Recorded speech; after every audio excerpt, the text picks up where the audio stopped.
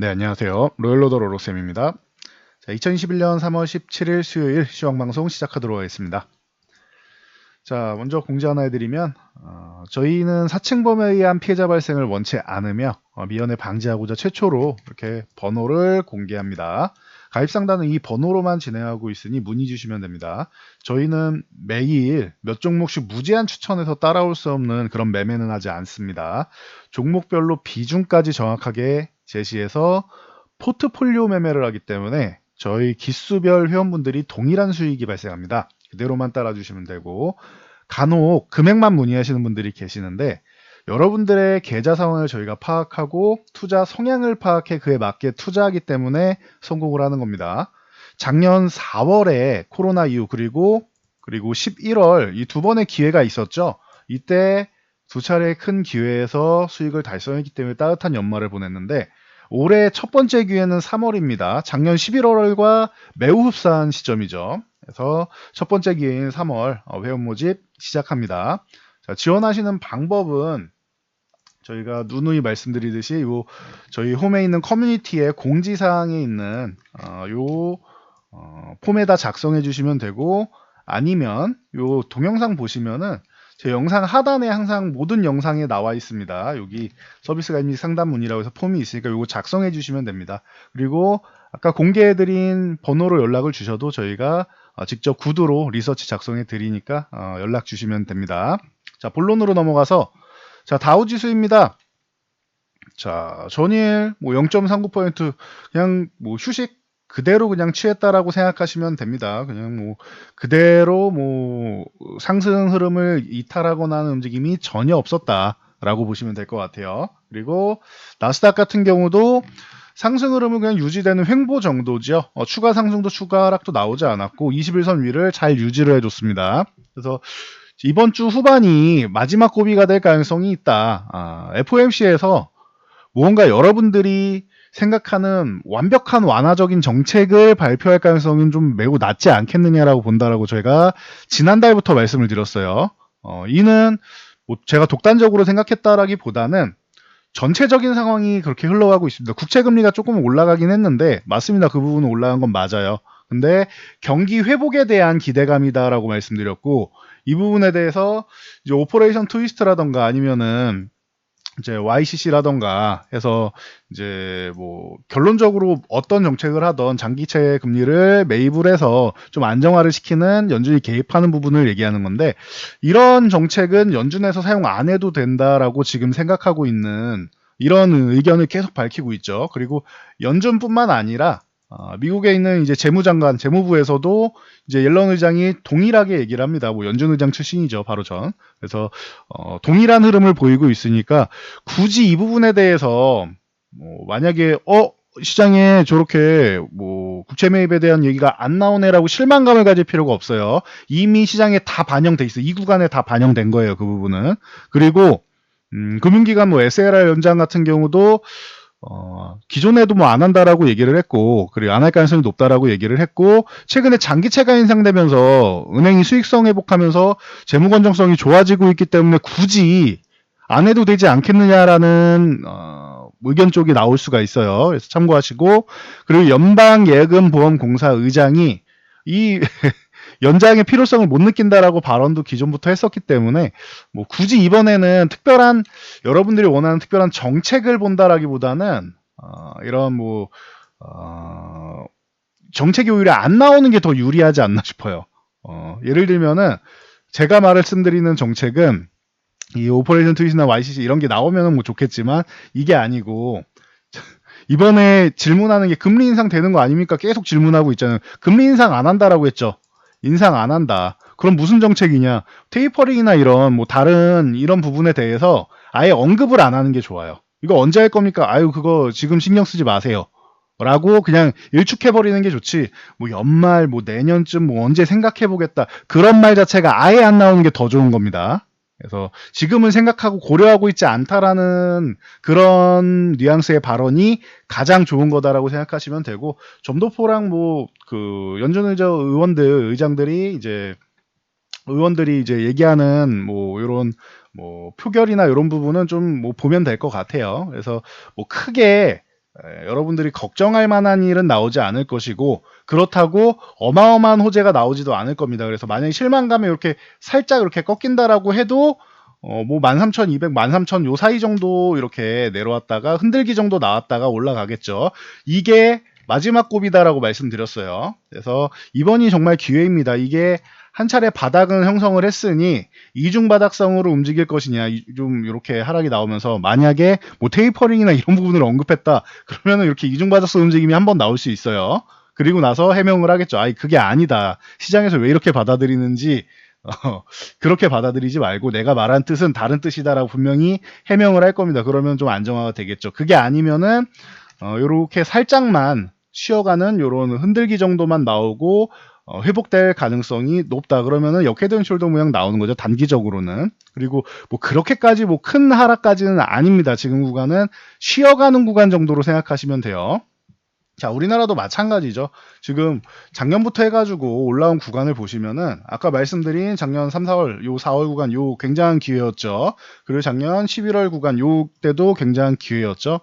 이것처럼 지금도 굉장한 기회가 될 가능성이 높다라고 말씀드리는 겁니다. 다시 한번 이 박스권을 조만간 돌파할 가능성은 뭐 충분하다. 뭐 바로 돌파 못 하더라도 여기에서 저점을 형성을 하고 뭐 한 번 더 움직인 다음에 올라가던 아니면은 적어도 박스권 상단 쪽으로 붙어가면서 두들기다가 돌파를 하던 위쪽 방향의 가능성을 높이고 있다라는 것, 이 부분 확인하시면 되고 우리나라도 요거 잠시 흔들기 정도 쉬는 구간 나올 수 있다라고 했는데 오늘 1%대 하락이 나왔었는데 1.31%까지 나왔었죠. 61선 터치하고 지금 조금 확대해서 보여드릴게요. 터치하고 그래도 절반 정도는 회복해주는 모습 굉장히 좋습니다. 이 모습은. 그래서 그래도 우리나라도 저점 매수는 어느 정도 들어오고 3,050쪽에 붙어주는구나. 그리고 오늘 새벽에 이제 다가오는 새벽에 이제 뭔가 이슈가 있어서 약간의 출렁거림이 있다 하더라도 61선 흔들기 정도 나온 다음에 회복될 가능성이 굉장히 높아지는 모습이죠. 그래서 걱정할 필요가 없고 코스닥은 더 걱정할 필요 없다라고 이렇게 누누이 말씀드리고 있죠. 반등 굉장히 세게 나오는 거 여러분들도 확인되실 거예요. 그동안 코스닥 쪽 약하고 뭐 중소형주 약하고 해서 좀 실망하신 분들이 있었을 텐데 고의적인 것이고 의도적인 것이다. 수급에 의한 것이다. 시장이 안 좋아서 그런 게 아니다라고 분명하게 말씀드렸습니다. 그 부분은 증명이 되고 있죠. 고의적으로 여러분들이 고점에서 이제 그 레버리지나 신용이나 이런 물량을 사용하신 분들 이런 부분 좀 털고 그리고 작년에 있던 포트폴리오 좀 수익 실현하고 정리를 해서 포트폴리오 새로 구축을 한다라고 말씀을 드렸죠. 원래 1월에서 한 2월 셋째 주 정도까지인데 1월 초에 이 부분을 청산 안 하고 오히려 더 매수를 해서 주가를 끌어올렸단 말이에요. 1월 초까지. 그러다 보니까 1월 한 중순 정도까지 온 다음에는 이제는 이제 한 차례 쉬어야 될 타이밍이 온 거고 포트폴리오 교체가 온 거다. 그래서 2월 셋째 주가 아니고 조금 더 길어져서 3월 이제 만기일 정도까지 이제 하락이 나온 거예요. 그래서 차라리 이렇게 지지부진할 것 같으면은 이 구간에서 말씀드렸죠. 차라리 900을 한번 이탈시켰다가 저점 매수세가 나오면서 회복시키는 게 반등 탄력에는 더 좋을 겁니다라고 말씀드렸죠. 조건은 이탈하는 게 아니에요. 이탈하는 게 아니고 이탈한 다음에 빠르게 회복하는 걸 말씀드렸는데 바로 회복했죠. 저점 매수 들어오고 다음날 밀려지면 바로 회복하죠. 그러니까 이탈을 안 시키려는 모습이 계속 나온다라는 거예요. 저점을 확인했으니 강력하게 반등이 나온 것이고요. 930포인트까지 바로 회복하면 좋다라고 말씀을 드렸는데 바로 회복했죠. 보통 이게 시장이 안 좋거나 힘이 약하면은 여기서 맞고 이렇게 다시 한번 밀렸다가 올라가야 돼. 이러면 힘이 약한 거예요. 수급이 안 좋은 거. 그런데 수급이 개선됐기 때문에 930을 넘어서 오늘도 강보합권을 유지해 준 겁니다. 오늘 같은 날 이제 우리나라 증시도 이제 좀 쉬어갈 수 있는 타이밍이었고 반등이 강했으니까 좀 쉬어도 되는 타이밍인데 21선 이제 꼬리 돌릴 때까지 이렇게 해서 지금 이 아래로 내려가고 있는 게 완만해지고 있는 기울기가 이렇게 올라올 때까지 조금 쉬어도 되는데 그 휴식조차 용납을 크게 안 하고 있죠. 그래서 내일 이렇게 조금 내려간다고 해도 오늘 안 내려간 것까지 조금 내려간다고 해도 괜찮다라는 거예요. 그리고 안 내려가고 그냥 올라가면 뭐 제일 좋은 거고요. 그래서 만에 하나 이렇게 조금 이렇게 살짝 쉬어가서 930포인트 지지력 테스트 정도 나와도 여러분 걱정하실 필요 없다. 이 구간에 21선 정도 잘 유지해주고 살짝 이렇게 속임수 구간처럼 살짝 이탈했다가 바로 회복해주거나 하면은 전혀 문제 없는 거다. 그리고 앞으로 더 강해질 것이다라는 것을 말씀드렸습니다. 그래서 기준은 1차로 930포인트 그리고 2차로 950포인트가 있는데 넘어가는 게 그렇게까지 어렵진 않다. 일단 1차 넘어오고 21선을 꼬리 돌리면은 뭐 넘어가는 건 일도 아니고 그 전에라도 넘어가서 위쪽에서 유지된다라고 하면 21선이 좀 빠르게 올라오겠죠. 그럼 1000포인트 넘어가는 것도 빨라진다. 속도감이 지금 좀 생기고 있다. 코스닥 쪽에. 그래서 여러분들이 이 부분을 생각하시면은 지금이 절호의 기회다라는 거는 이제 뭐 편하게 뭐 아실 수가 있을 겁니다. 그래서 이대로 그냥 따라오시면 되고 오늘 FOMC도 너무 걱정할 필요 없다. 이 정도면은 시황은 정리가 된 것 같아요. 삼성전자 8만원 구간 쪽으로 그냥 수렴하고 있다라고 말씀드렸습니다. 괜찮죠? 상단 뭐 하단 이렇게 왔다 갔다 하고 있는데 수렴 과정 끝에는 위든 아래든 방향성이 나온다. 보통 수렴 후에 확산이 나오니까요. 그런데 아래로 내려가면 감사합니다. 이거 뭐 돌바락제 같은 게 나와야지 내려가겠죠. 이러면 감사합니다 하고 78,000원 이하를 주면은 감사합니다 하고 관심 있는 분들은 사시면 돼요. 저희는 이 종목 매매 안 합니다. 그래서 과거에 47,500원 그 타이밍 때는 44,000원 이 타이밍에는 매매를 했는데 지금 구간에서는 굳이 삼성전자 매매 안 합니다. 다른 종목 매매합니다. 관련돼 있는 종목들. 그런데 원하시는 분들 분명히 많으실 거예요. 그런 분들은 78,000원 아래 주면 그냥 좀 더 사면 되는 거고 위쪽으로 올라가면 이제 박스권으로 다시 회귀를 했고 위쪽 87,000원 넘어서 9만원까지 넘어가야지 추가 상승이 나오는구나 생각하시면 돼요. 그러면은 기준 가격 87,500원이 아니라 그냥 9만원 생각하시면 좀 더 깔끔하겠죠. 9만원 넘어가기 전까지는 이렇게 쉬어가는 흐름 나오겠구나 생각하시면 됩니다. 그래서 이 정도로 정리해드리고, 자, 뭐, LG화학이나, 이제 뭐, SK이노베이션, 삼성인시대 이쪽이 좀 약세를 보이고 있는데, 이 부분은 어제 설명드렸죠. 폭스바겐 이슈가 있었다. 작년에 테슬라 배터리데이 이슈 때도 좀 비슷한 상황이 있었는데, 이 부분에 대해서는 제가 따로 영상을 하나 이제 뽑아서, 여러분께 설명을 드리도록 하겠습니다. 근데, 이 부분은 오히려 뭐 쉬어가는 구간이 있다라고 하면 저는 LG화학 같은 경우는 뭐 기회가 될 수 있고, 삼성인시대도 이 정도까지 밀릴 건 아니다. 대신, 저는 SK이노베이션도 좋다라고는 보지만, 하지만 지금 리스크가 다른 종목들에 비해서는 있기 때문에 저는 SK이노베이션은 과거부터 이렇게 굳이 그렇게 선호하지 않는다라고 많이 말씀을 드렸습니다.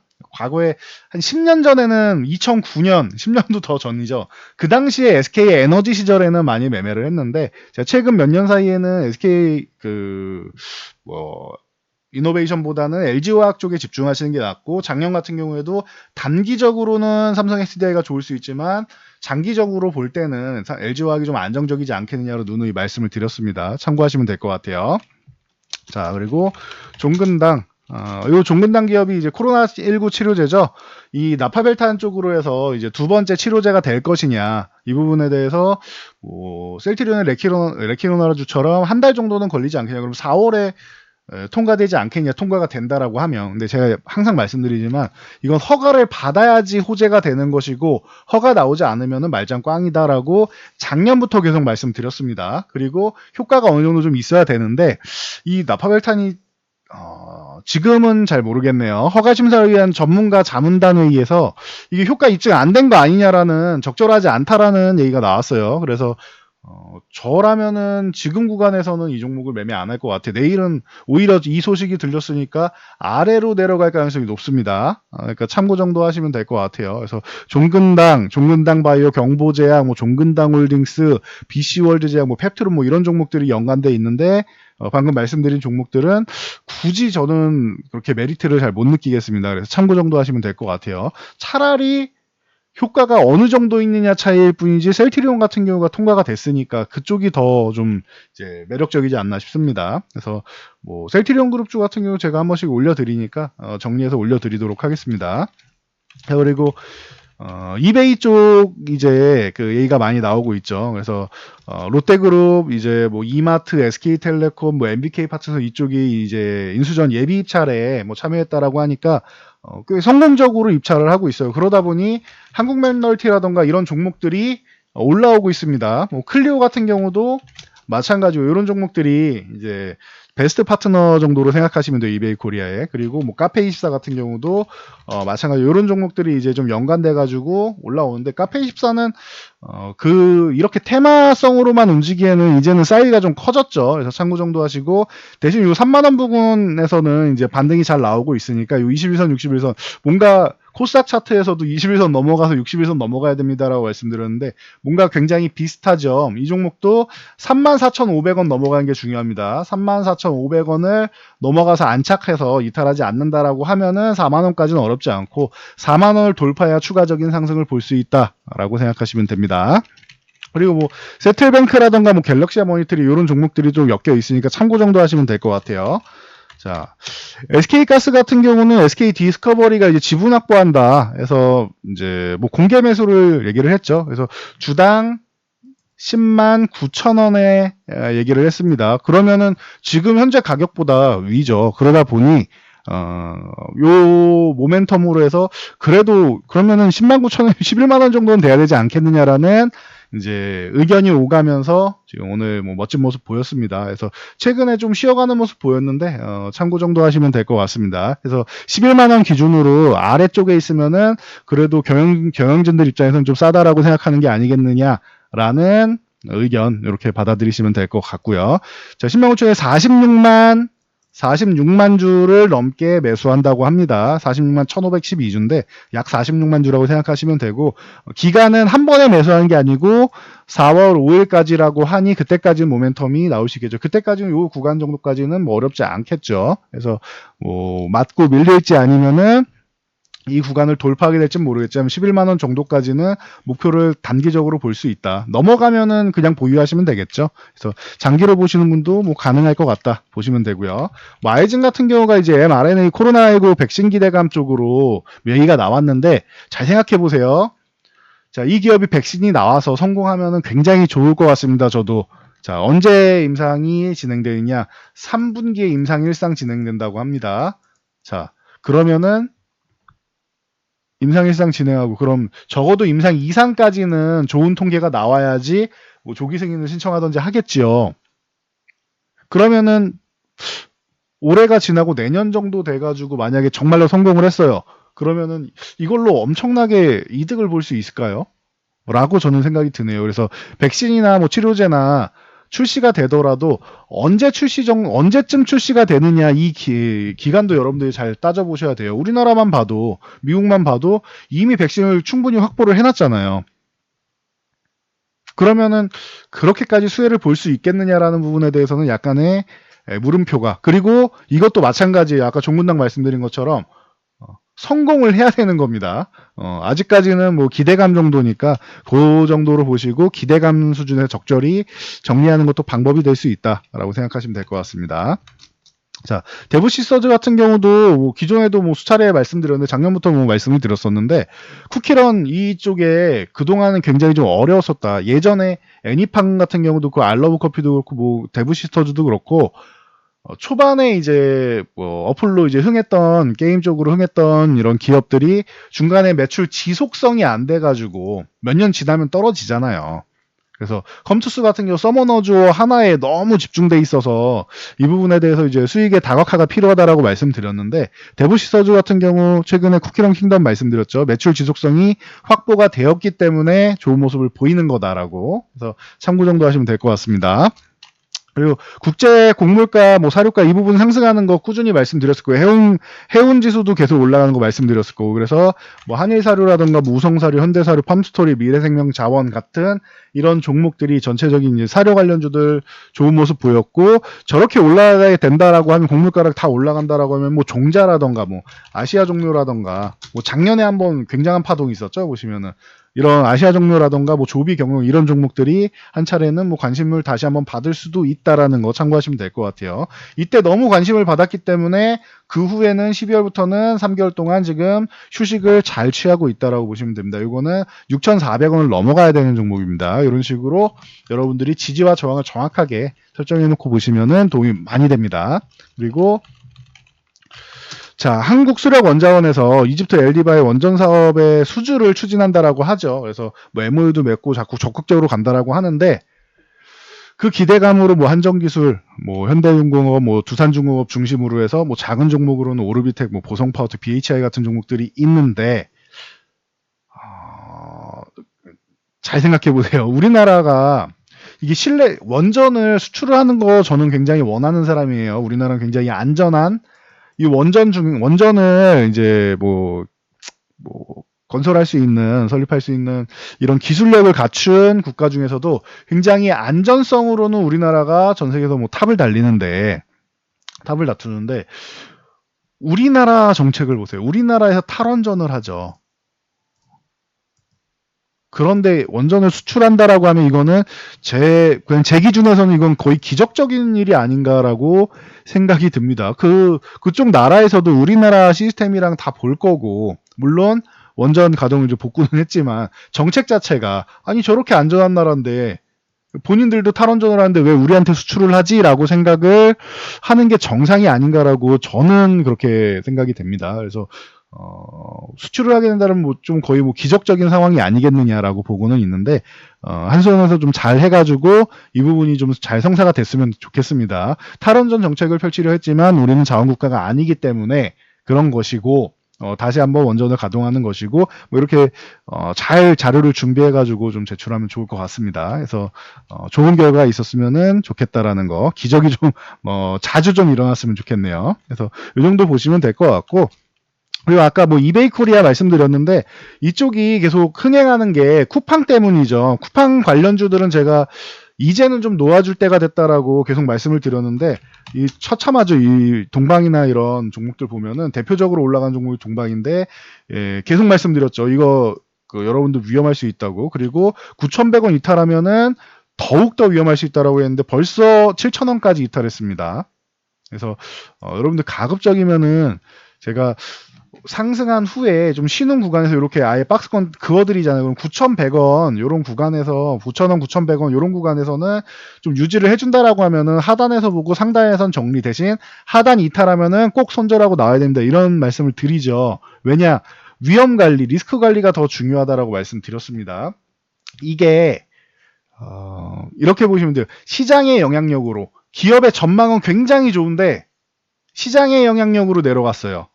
근데 기업의 전망, 이런 업황의 전망 좋아요. 그런데 시장 영향력, 이런 수급적인 영향력으로 밀렸다. 대표적으로 5G 종목 말씀드렸죠. 괜찮아요. 그런 종목들은 그냥 들고 가셔도 돼요. 조금 버텨도 되고. 그런데 문제는 이건 그런 게 아니죠. 뭘로 올라왔어요? 테마성으로 올라왔죠. 테마성으로 올라올 때 쿠팡이 상장해서 큰 기업 가치를 굉장히 받는다고 해서 동방의 기업 가치가 그렇게 단기간에 저는 이거 1,000원대에 있던 종목이 1,000원, 그래 2,000원이라고 칠게 2,000원에 있던 종목이 14,000원까지 7배 올라갈 이유가 있느냐 이거죠. 그 정도까지는 아니라는 거죠. 수혜를 받아도 조금 올라갈 수는 있겠죠. 근데 이 정도는 아니라는 거. 이거는 그냥 수급적으로 그냥 끌어올린 거예요. 돈으로 끌어올린 거지 정상적인 게 아니다라고 말씀을 드렸죠. 그래서 동방을 비롯해서 이제 뭐 흥국 F&B 같은 경우는 뭐 이제 마켓컬리나 이쪽에도 연결이 돼서 한 차례 더 올라간 것이고 그리고 한국전자홀딩스라던가 뭐 이런 종목들 있죠. 이런 종목들 자꾸 여러 가지 걸켜 다음 거 넥스트가 있는 종목들이면은 그나마 조금 이렇게 나은 편이고 동방이라던가 이런 종목들 보시면은 전체적으로 좀 어렵게 흘러간다라는 거. 그래서 뭐 지금 이 종목들을 보유하신 분들은 고점에서 이제 추격 매수하신 분들 울상 짓고 계시는데 이런 종목들은 가급적이면은 고점 매수하지 말고 밑에서 출발할 때 매수를 못했다라고 하면은 조정받을 때 반등 정도만 노리시는 거고 그리고 적당히 좀 빠져나올 구간을 잘 찾으셔야 된다. 그리고 지지선을 이탈하면은 이런 테마성 종목은 정리를 꼭 하셔야 된다라는 거. 안 그러면 아까 동방처럼 된다라는 거. 그래서 다시 한번 보여드리는 겁니다. 아직까지 덜 떨어진 종목들도 여러분들이 주의를 하셔야 된다는 거예요. 그래서 지지선을 정확하게 설정해서 이 종목 같은 경우도 예를 들면 뭐 1,500원 이탈하면 뭐 정리한다 이런 개념이 있으셔야겠죠. 나는 조금 기준을 높게 잡다 1,600원을 잡겠다라고 하셔도 되고요. 그렇게 해서 명확한 기준을 잡고 이탈하는 손절을 잡고 들어가야 된다라는 거. 종목들은 이런 종목들은 굉장히 많습니다. 최근에 창투사들도 그렇고 전체적으로 뭐 KCTC라든가 뭐 KTA 많은 종목들이 있죠. 그래서 이런 종목들 주의하셔야 된다. 그리고 황사 지금 이슈가 되고 있는데 이 단발성이면은 황사나 미세먼지 같은 경우는 이렇게 생각하시면 돼요. 자, 황사, 미세먼지 이 부분은 한번 단발성으로 이렇게 훅 지나가죠. 그럼 별로 안 올라요. 구조를 말씀드리는 거예요. 한 번에 훅 지나가면 별로 안 올라요. 근데 이게 황사가 한 번 왔는데 그 뒤에 다시 한번 황사가 또 찾아온다. 다음 주에 또 찾아온다. 그리고 미세먼지가 또 그 다음에 또 온다. 이런 식으로 연속적으로. 그리고 이게 뭐 일주일 단위로 오는 게 아니라 만약에 며칠 연속으로 이제 또 형성이 된다. 이러면은 연속적이면 시세가 분출되기 시작합니다. 그래서 제가 계속 말씀드린 게 미세먼지 관련주 같은 1월부터 해서 한 3월 정도, 4월 정도까지, 3, 4월 정도까지 잘 모아놓으시면은 여러분들이 보통은 돈이 됩니다라고 말씀을 드렸죠. 이건 매년 발생하는 사건이기 때문에 보통 돈이 됩니다라고 말씀을 드렸죠. 작년 같은 경우는 뭐 코로나 때문에 올라온 영향도 있었지만 올해 같은 경우는 중국이 지금 뭐 우리는 코로나가 없다라고 주장을 하면서 공장을 제대로 가동시키기 시작하고 이렇게 황사가 이렇게 넘어오기 시작하고 하면은 이제 슬금슬금 우리나라 쪽으로 뭔가 그동안 참아왔던 뭐 쓰레기 소각부터 시작해서 여러 가지 공장 가동이랑 해서 우리나라 쪽으로 이렇게 넘어오게 될 거라고 저는 보고 있습니다. 가능성이 높지 않나 라고 보고 있습니다. 그러면은 이제 중국이 뭐 우리나라 눈치를 보지는 않잖아요.